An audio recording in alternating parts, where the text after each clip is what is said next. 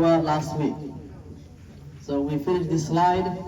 What are some of the forbidden actions for a person in the state of menstruation or in the monthly period? And we mentioned there are 10 things here that a lady who is in her menses, in her period, cannot pray salah. So it's forbidden. You cannot pray salah. You cannot do tawaf. And we said the tawaf is what? Anyone who could remind me what we define tawaf to be? Yes, Mahat?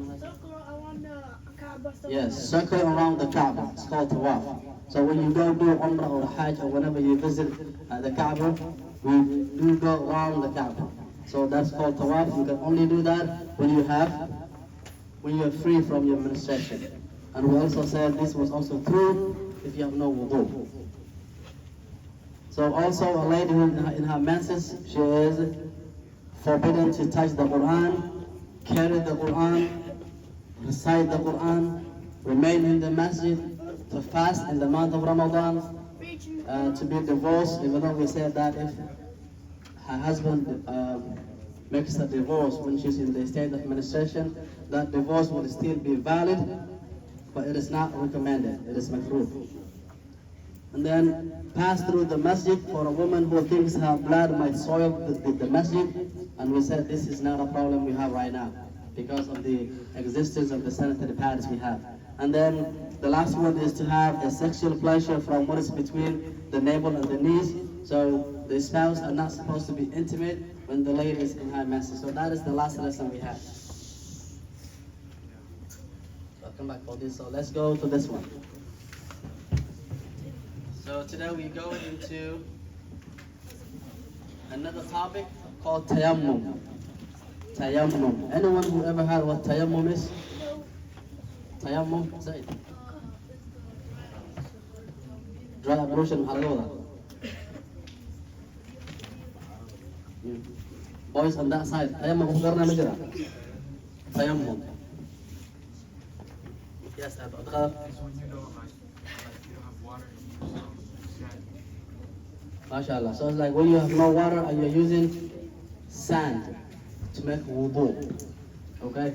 So again, some of you may not have experienced this,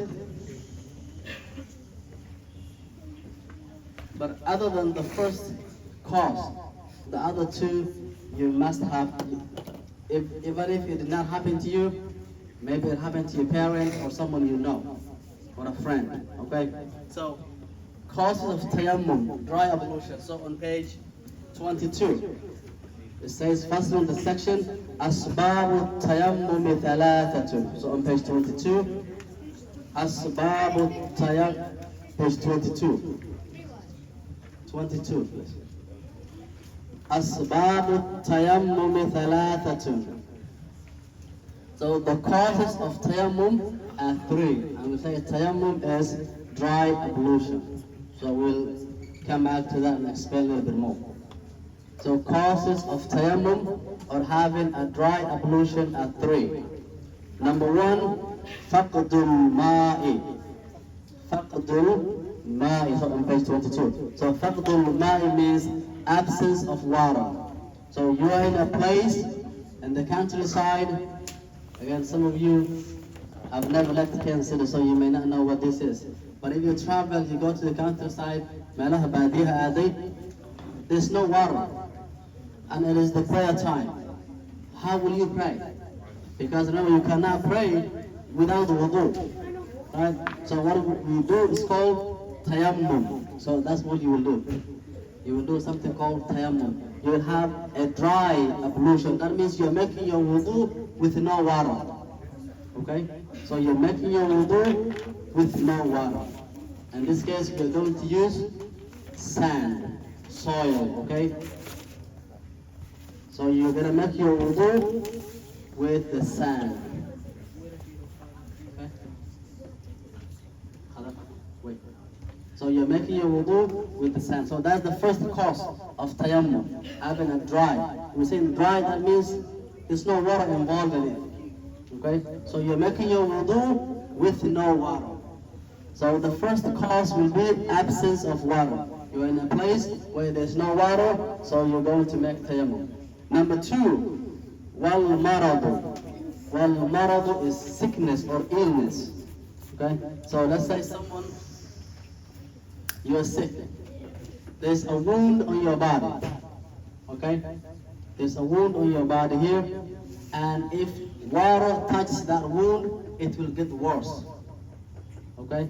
So the doctor recommends and tells you that make sure you keep this place dry.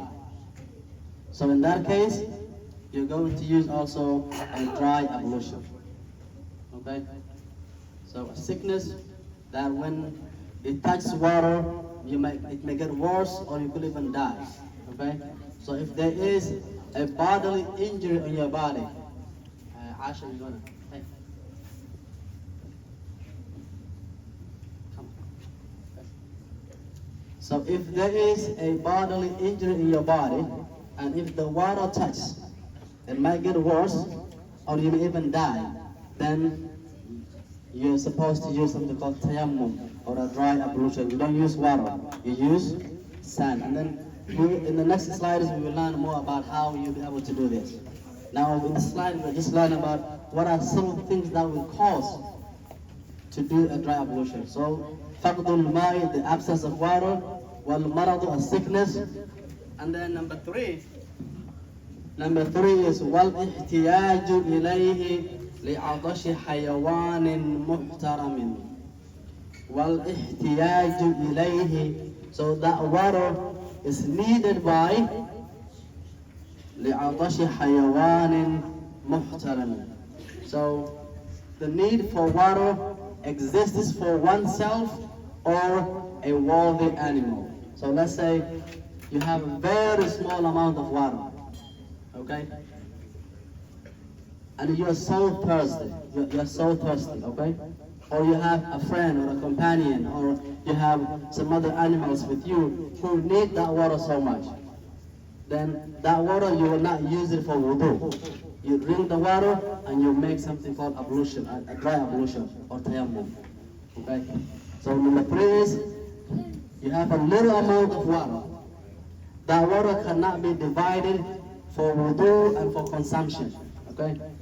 Maybe you want to cook with the water, you want to drink the water, or you have your friends or companions or a group of you who are so thirsty. And this water cannot be divided to be consumed and also to be used for wudu. Then the consumption or quenching your thirst will come first.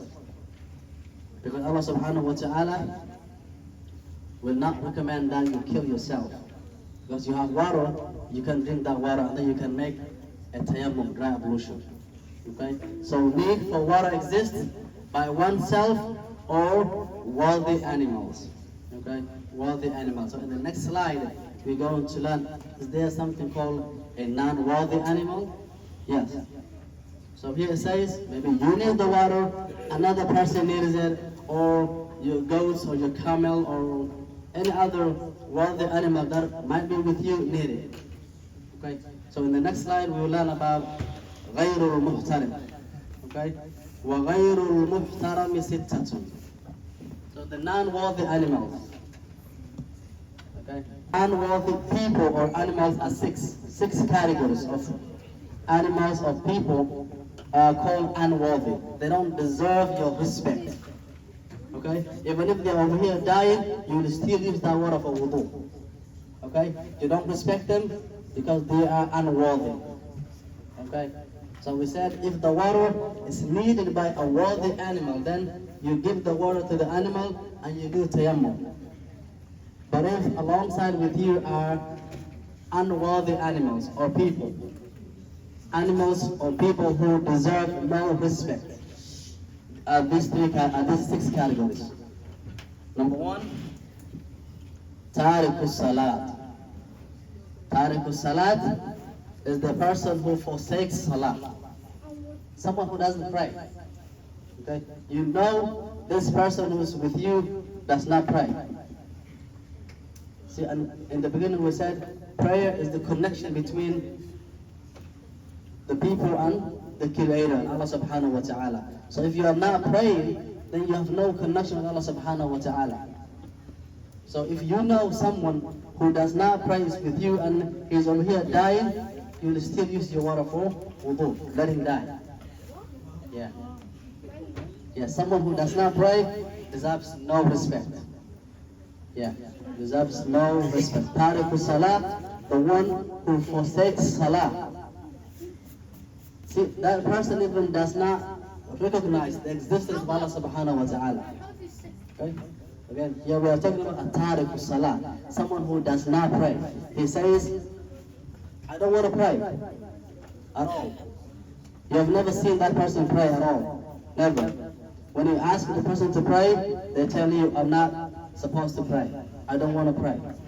So that is called a tariqu salah.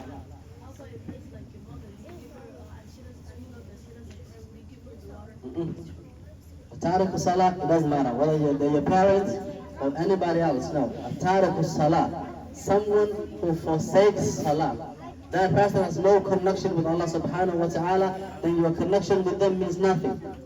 Okay? So tariqu salah will come under this category, the unworthy people. So number 2 is wazanil muhsan. Wazanil muhsan is a convicted married adulterer. So what that means is someone who has been married before and they commit a zina. The zina basically means they have an intimacy outside of marriage. Okay? Yeah. So that's called zina. Okay? So again, it's different. So this is only specific to the person who has been married before. Okay? They have been engaged, they have been married before in the halal way. And then now they are going to do an intimacy in the haram way. So such a person, if they are already convicted, if you know about them. Okay? If you don't know about them, then there's nothing upon you. And this one will be very difficult to know. Okay? But in case you come to realize, you come to know that this person has been married and is involved in zina or intimacy outside of the halal marriage, then that will come under the category of unworthy person. Number 3 is wal murtaddu. Wal murtaddu. Al murtad is an apostate, someone who denounces the Islamic faith. Okay? They were Muslim and then they say, I'm no longer a Muslim. So an murtad means an apostate. Apostate means someone who denounces the Islamic faith. Okay? They were Muslim in the beginning and then they now say, I'm no longer a Muslim. Maybe I'm a Christian or an atheist or a Jew, whatever they claim to be. That's called murtad. Okay? So that person also unworthy of your water. And then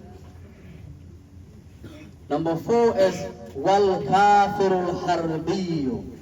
Wal kafirul harbiyu. Muhammad and Salat, are you with me? Okay. So wal kafirul harbiyu is a non-Muslim who is at war with Muslims. Okay? So again, look, this is specific. If the non-Muslim is not fighting, is not trying to kill you, then we still consider them to be worthy. Okay? They'll come under the category of mu'tarid, the worthy people. But over here is a non-Muslim who is in a constant effort to kill Muslims. That's called al-kafir al-harbi. Okay? Well, al-kafir al-harbi is a non-Muslim who is making an effort to kill Muslims. Okay? So that's called kafir al-harbi. Okay?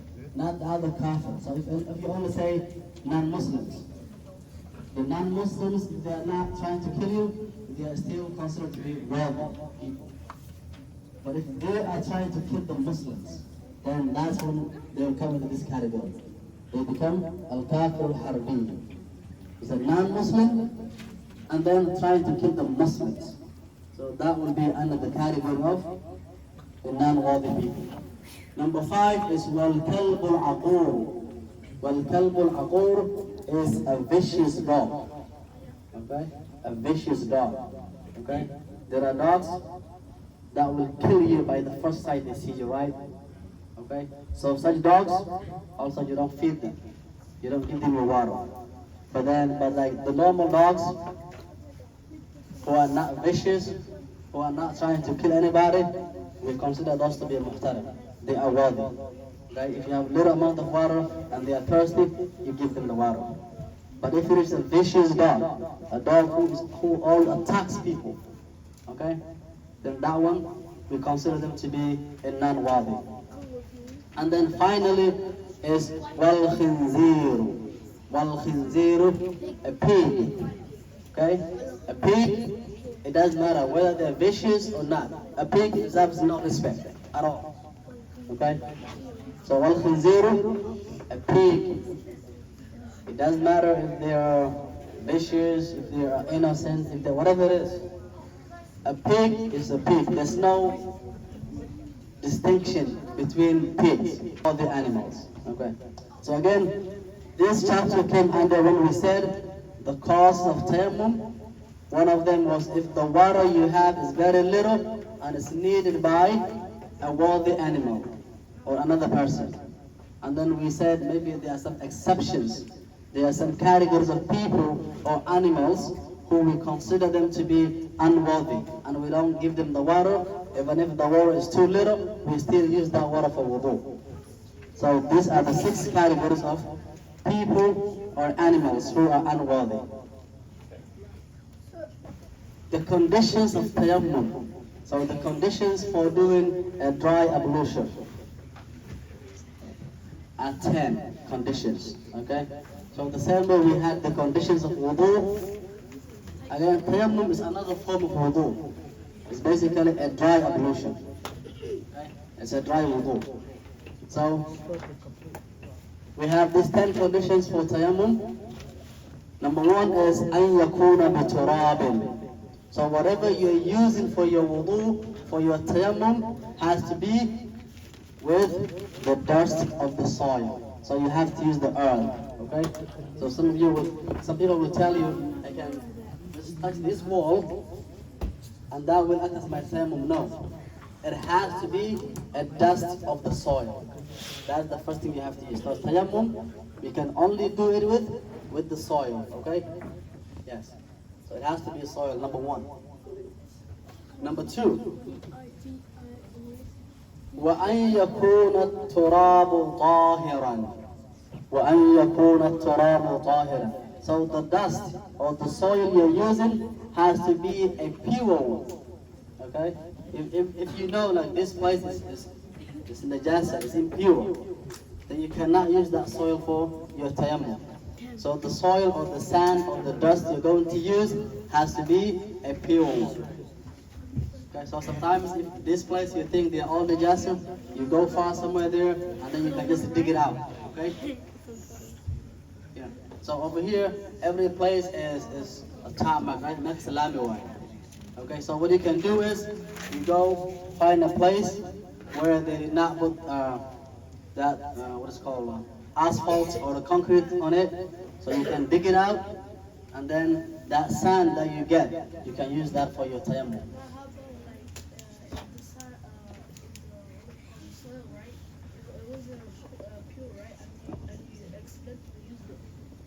Then you do it again, you go find a pure one.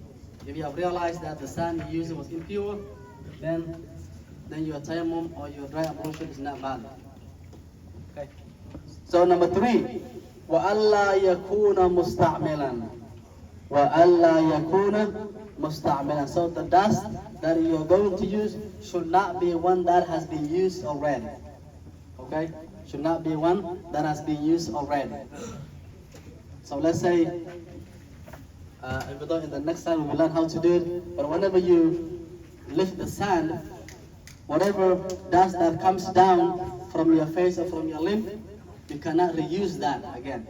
Okay? Every time you use, it has to be a new one. Okay?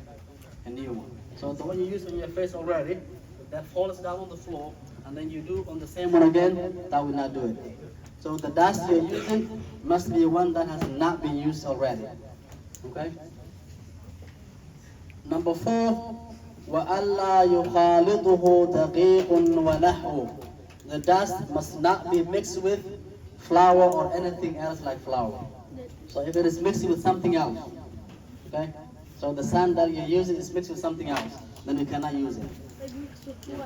Like a flour, like the ashes, okay? So if it is mixed with something else, then you cannot use it, okay?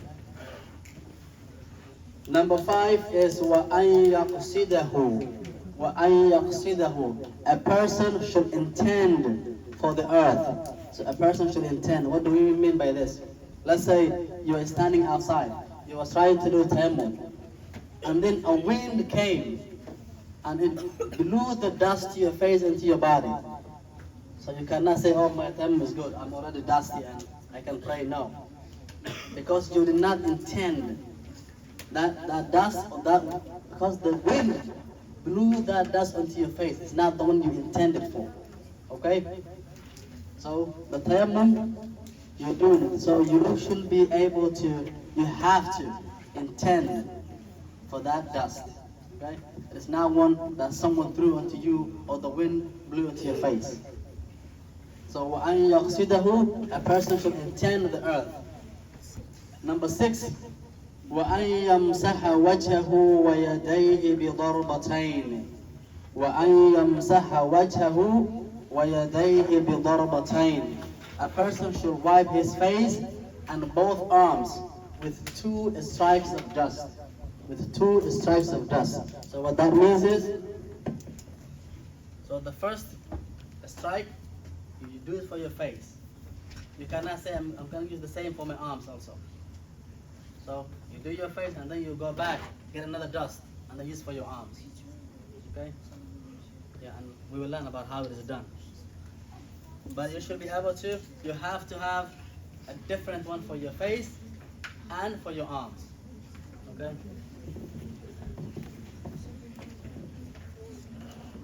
And then number 7. وَأَن يُزِيلَ النِّجَاسَةَ أَوَّلًا. One should first remove any impurity, because you're making wudu, ablution, whether it is dry or you're using your normal water. First you have to make sure that you are clean. One should first remove any impurity. Number 8, وَأَن يَجْتَهِدَ فِي الْقِبْلَةِ قَبْلَهُ. One should determine the direction of the qibla before commencing the tayammum. Okay? So remember, whenever you do your tayammum, you are supposed to go straight into your prayer. So it is recommended that you first establish which side is the qibla before you start doing your tayammum. But some of the ulama, the scholars say, this may not be that big of a deal, because whenever you're going to pray, anyways you have to face the qibla, right? So facing the qibla when you do your tayammum is a condition, but if you do not face it, your tayammum will still be okay. Number 9, وَأَن يَكُونَ التَّيَمُّمُ بَعْدَ دُخُولِ الْوَقْتِ. One should make tayammum or the dry ablution after the time of the prayer has come. See, this is how it is different from your normal wudu. See, for your normal wudu, 10 in the morning, you could make your ablution and then say, okay, I'm going to keep my wudu until dhuhr time or asr time. You can keep your wudu for that long. But for tayammum, you cannot do your tayammum prior to the time of the prayer. So you have to wait until the time of the prayer has come. Okay? So one should make tayammum after the time of the prayer has come. And then lastly, وَأَن يَتَمَّمَ لِكُلِّ فَرْضٍ. One should make tayammum for every fard prayer. So these two are clear distinctions between a tayammum and a normal wudu. So for tayammum, every prayer, you have to do the tayammum. If you meet the first 3 conditions we talk about, the first 3 causes. If you have no water, and you're going to make tayammum, so the one you make for dhuhr is only for dhuhr. When asr time comes, you cannot say, I still have my tayammum. No, you have to do a new one. So like when you do wudu, you could do the same, you could keep the same wudu for all of your prayers. You could do the same with Dhuhr, Asr, and Maghrib, and Isha, you could keep the same wudu. As long as the things we're talking about that nullify wudu, as long as none of that happens, you could keep your wudu. But for tayammum, every farad prayer, you are supposed to have a new tayammum. Okay? A new tayammum. So I've been saying tayammum and a dry ablution, tayammum, dry ablution. So in our next slide, we are going to learn how is this done. Okay? How are we able to do tayammum? Okay? Of tayammum. So this basically tells you how we are able to do it. So on page 25, فروض التيمم خمسة. This is a whole new topic. Some of you have never done it, but it is good that you learn today. So فروض التيمم ستة. خمسة I mean. فروض التيمم خمسة.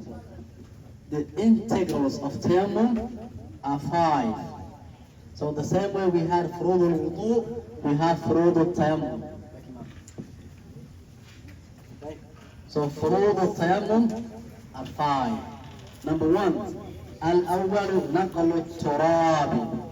نقل التراب is you have to transfer the soil to the body. So basically means you have to go ahead and transfer the soil, okay? So the sand or the earth, whatever it is. So you have to transfer that first. نقل التراب is the transfer of the earth to the body. And then, as for every farad we do, intention, the niyyah. So you have to come with the intention that you are doing tayammum. Like once you have your first strike in your arms, in your palms, in your hand, then you come with the intention. Okay? You come with the intention that you are going to make a tayammum. الثالث, number 3, مسح الوجه. Again, look, when we were learning about wudu, we were saying غسل الوجه is the word wash. Okay? Now here we're using masah. You're wiping the face because you have no water, so you cannot wash your face with soil. Okay? So what you can do is مسح الوجه. You wipe your face. Wipe your face. Okay? So let me show you. So you establish where you can find the pure soil. Okay? So step 1, you use both of your hands. You go ahead and you transfer the soil, and then you do your face the same way you do your tayammum, your wudu. Okay? You are not washing it, but make sure don't put the sand in your eyes. Okay? Because we don't want to have any problem. We're trying to worship Allah subhanahu wa ta'ala, so we don't want to cause a problem to ourselves. So you take the soil, you're not scooping, okay? All you're doing is this way, okay? You just touch it like that. You are not carrying the soil with your hands, okay? Understand this? Some of you will carry the soil. No. You're only supposed to strike it, okay? You strike the soil like that. You're not scooping anything. Are we clear on this? Yes. Yeah. So don't scoop it and then put it. No. You strike it. When you strike it, you also shake it out. Okay? Strike it, shake it, and then you wipe your face. And then, yes. Yeah, to become dirty, yes. Number 4, مسح اليدين إلى المرفقين. Again, the same way we are also wiping the arms. Okay?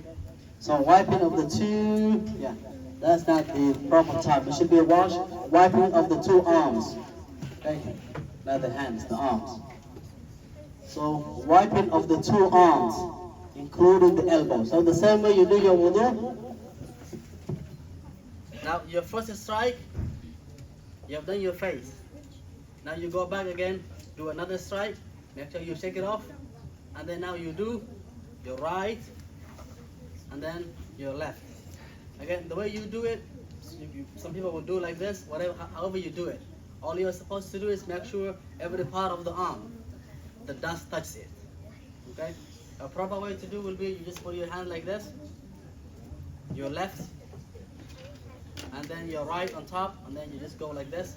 Make sure every part of your arm, and then you come back to the left. You do that way. But however you do it, okay? So here we are learning the farad act. Okay? There may be a lot of sunnah of how to do it. But the farad part is the face, and then you do your arms.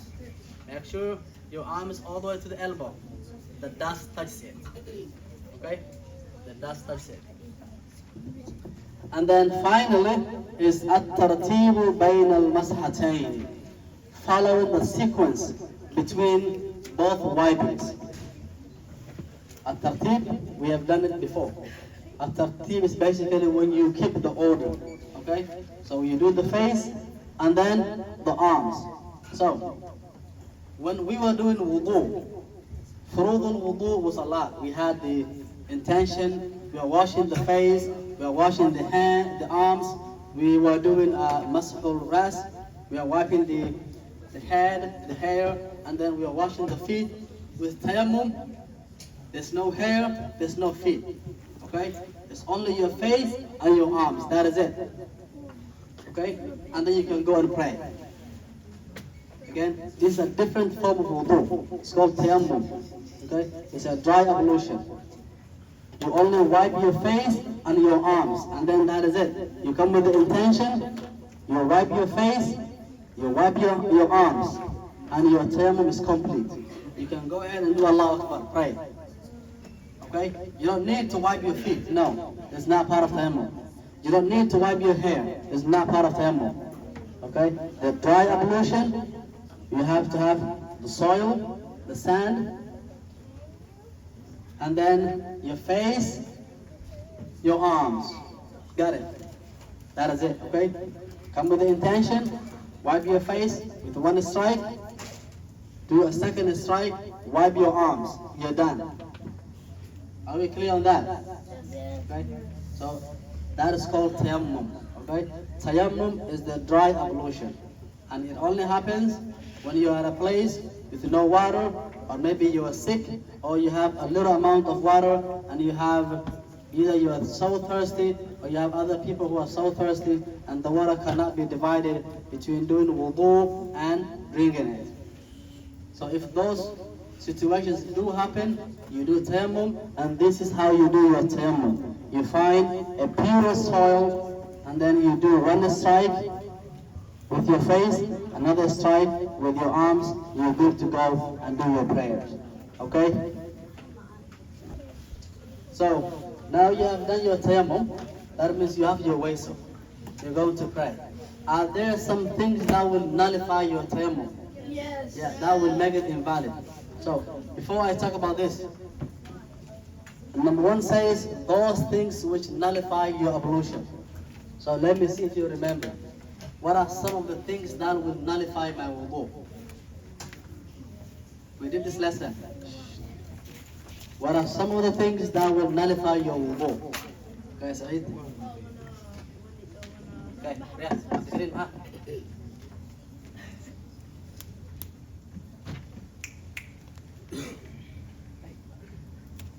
When the opposite gender touches the skin.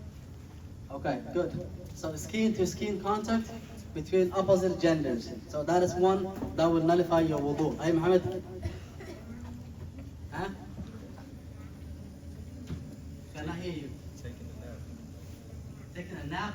Okay, so if you fall asleep, yeah, that will also nullify your wudu. Okay? If you fall asleep, that will nullify your wudu. Another one that will nullify your wudu, right? Okay, passing gas. Anything that exits from the front or the rear private part, that will nullify your wudu. Okay, we have one more. Got that? So we said zawal aql bin Omen. We said that iltiqa basharatay. So when opposite genders touch one another, that will nullify your wudu. Okay? Anything that exits from the front or the rear private part will also nullify your wudu. We have one more left. How about from the girls?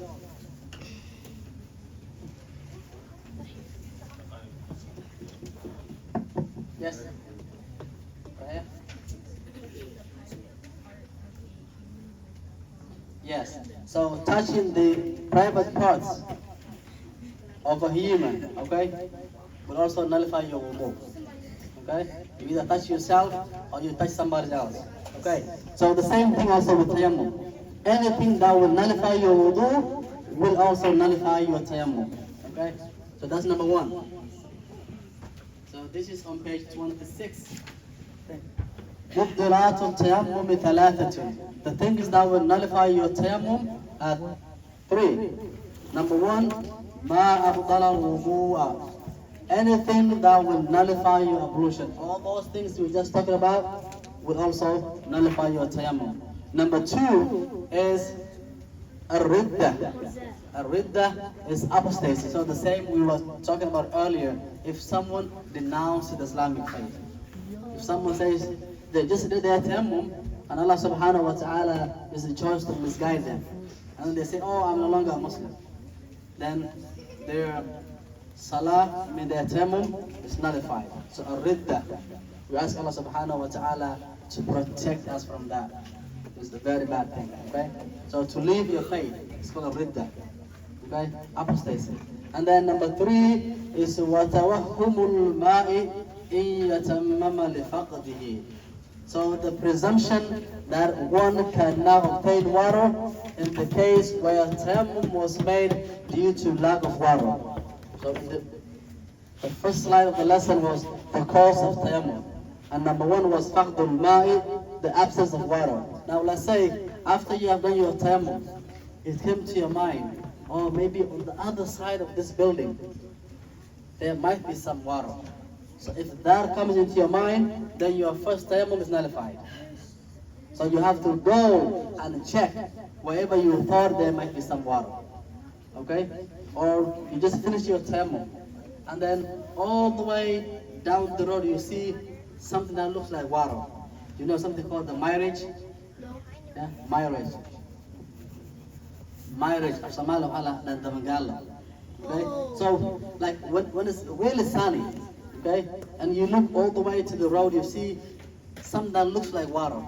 When you get closer to it, the thing moves farther away, farther away, farther away. But it looks like from a distance, you think that is water. It's usually the reflection of the sun. Okay? So whenever you have done your tayammum, you have seen something that looks like water, then you have to go and check that, because your tayammum will be nullified. So whenever you have done your tayammum because of absence of water, and all of a sudden you have this presumption that you might be able to get some water, if you maybe walk for 1 mile or the next side, on the other side of the building, or you see something that looks like water from a distance, if all those things happen, then your tayammum will be nullified. Then once you go and you make sure that those things exist, then you do your wudu, if you can find water. If you don't find water, then you do your tayammum again. So the factors that nullify your tayammum are these three. Number one, anything that will nullify your wudu. The four things we just talked about. Number two is a ridda, or someone leaving the Islamic faith. And then number three is the presumption that one can now get water in the case where the reason you did your tayammum was because of lack of water. Okay? So that concludes the chapter of tayammum. That concludes the chapter of tayammum. Again, as you can see, all these things we are learning are a precursor to the salah, the prayer. Okay? See, like when you do your tayammum, you can be able to pray. When you have your wudu, you will be able to pray. Okay?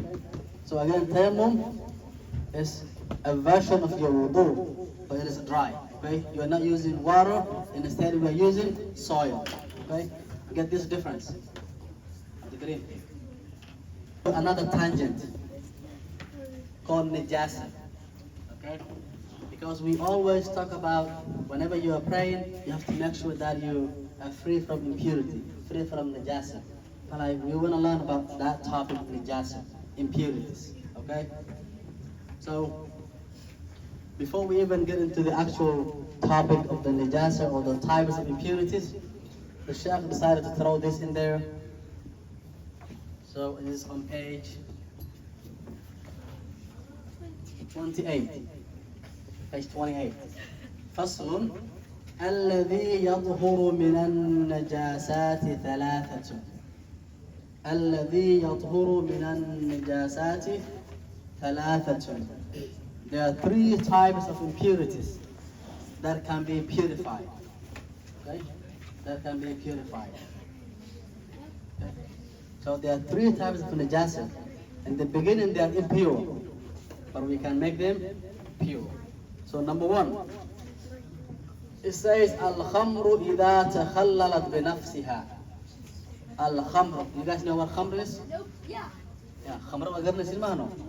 Yeah, wine. Okay? So wine that becomes vinegar on its own. Okay? Vinegar.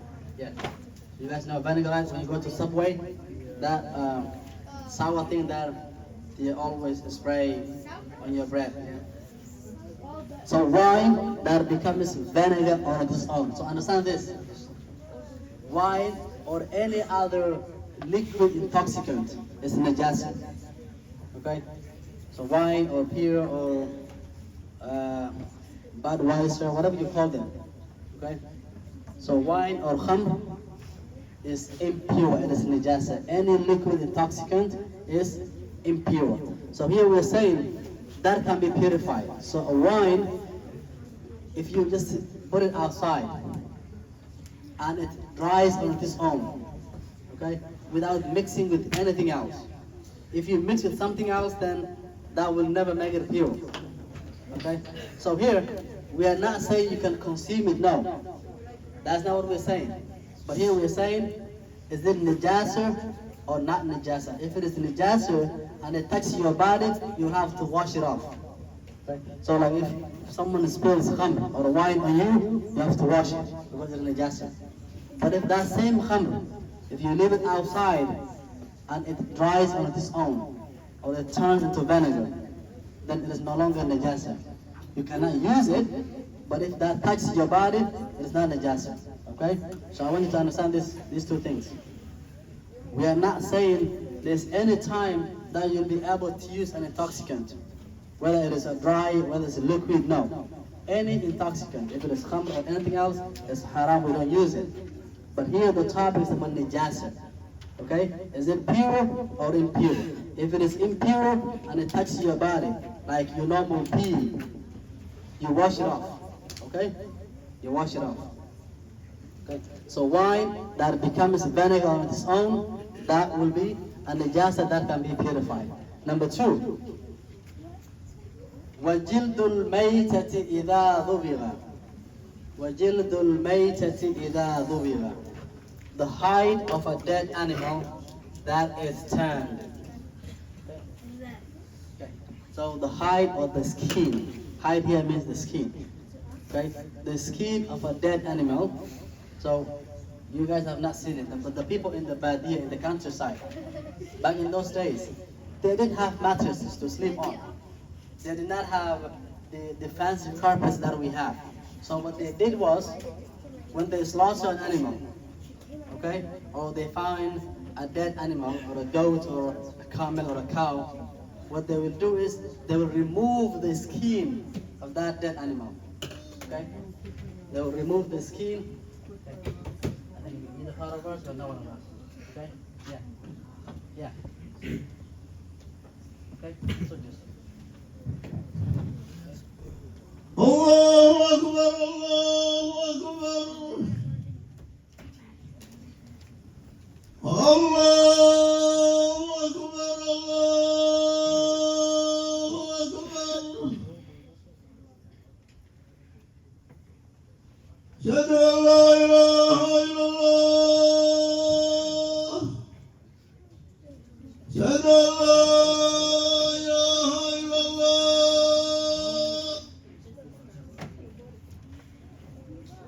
Okay, so I was saying, in the countryside, they don't have the lifestyle that we have. mattresses and carpets, all that stuff. They don't have it. So what they did is they find or they slaughter an animal or they find a dead animal. What they will do is they will remove the skin of that animal. And then what they will do is they will tan it. It basically means they remove all the excess blood or fat or hair on that skin. Okay? They remove it. They make sure there's no hair or fat or blood left on that skin. When they make sure that they clean out everything else, then it becomes pure for them. They use it, they can sleep on it, they pray on it, all that stuff. So, yeah. So number 3, وَمَا صَارَ حَيَوَانًا. وَمَا صَارَ حَيَوَانًا, creations that are born out of filth. So, creations that are born out of filth. See, you have a dead animal. Okay? That is in the jasad.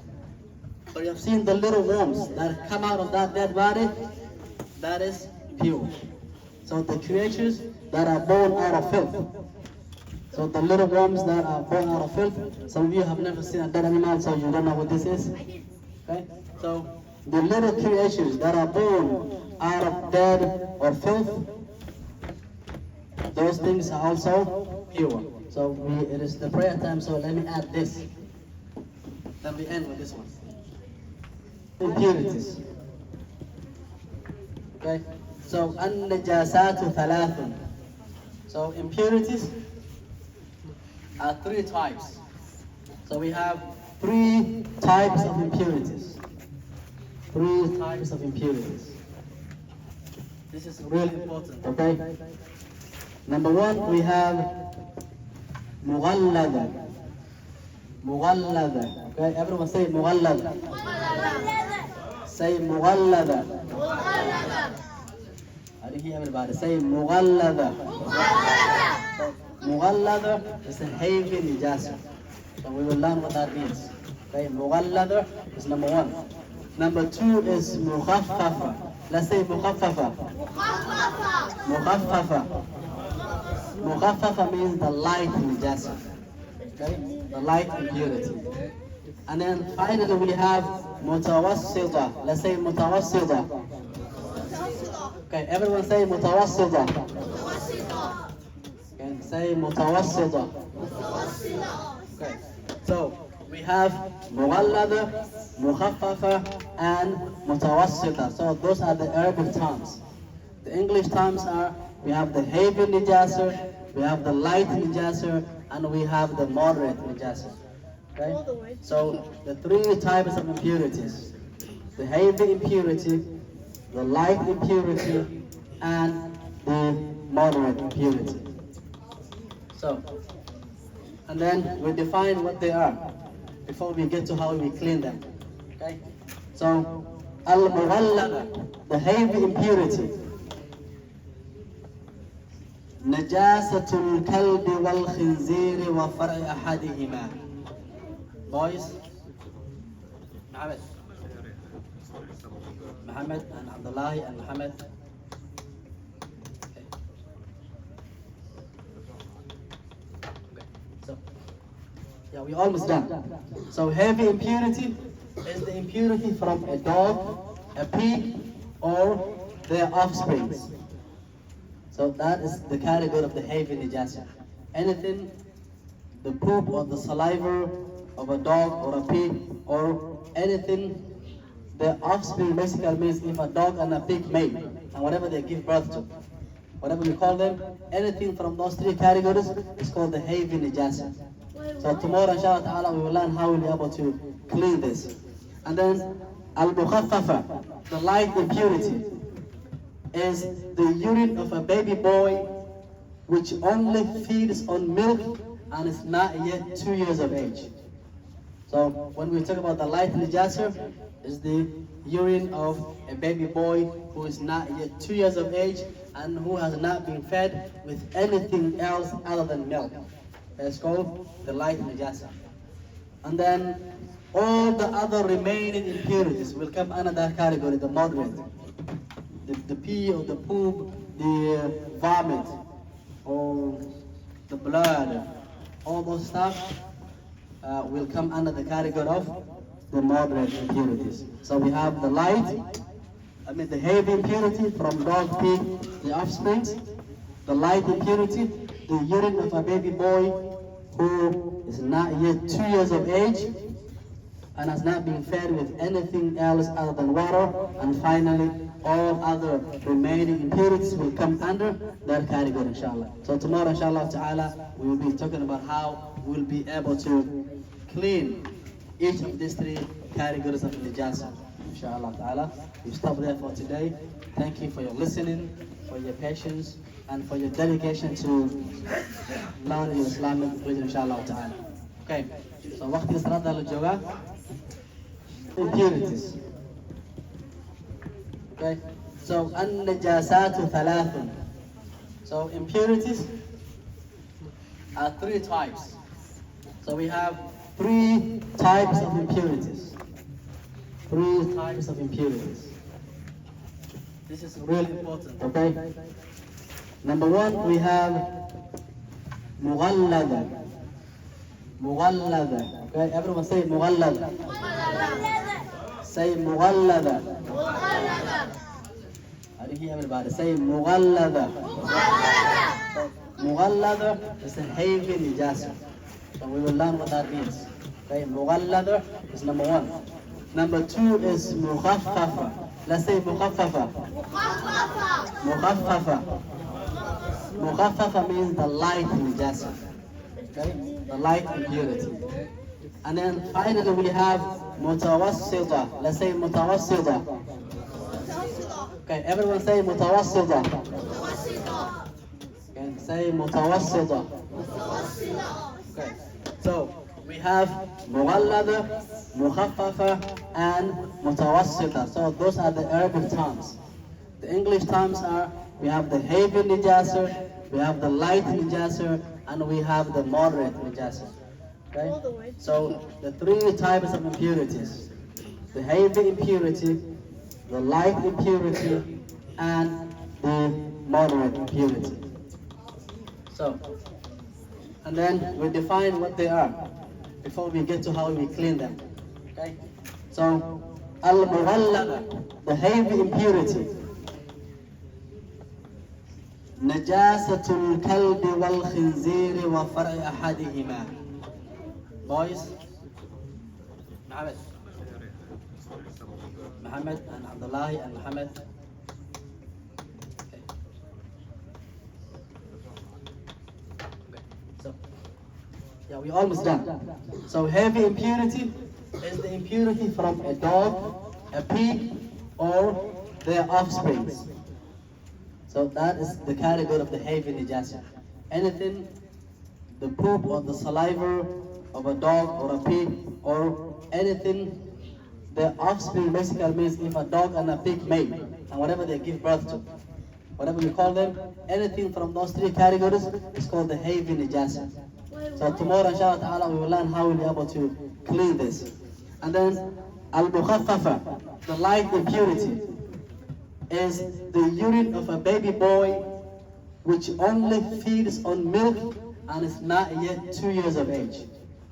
So when we talk about the light najasa, is the urine of a baby boy who is not yet 2 years of age and who has not been fed with anything else other than milk. That's called the light najasa. And then all the other remaining impurities will come under that category, the moderate. The pee or the poop, the vomit, or the blood, all those stuff will come under the category of the moderate impurities. So we have the the heavy impurity from dog, pig, the offsprings, the light impurity, the urine of a baby boy who is not yet 2 years of age and has not been fed with anything else other than water, and finally all other remaining impurities will come under that category, inshallah. So tomorrow, inshallah ta'ala, we will be talking about how we'll be able to clean each of these three categories of najasa, inshallah ta'ala. We stop there for today. Thank you for your